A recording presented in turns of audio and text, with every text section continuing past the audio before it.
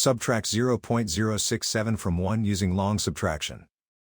Line up the decimal points in the same column.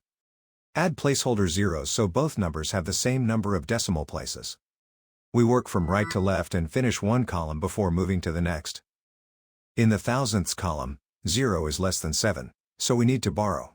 Borrow 1 from the ones column. 1 becomes 0. Carry the borrow through 2 zeros. Each cross 0 becomes 9. The 0 in the thousandths column becomes 10. In the thousandths column, 10 minus 7 is 3. In the hundredths column, 9 minus 6 is 3. In the tenths column, 9 minus 0 is 9.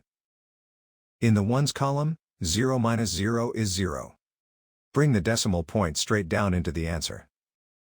The final result is 0.933.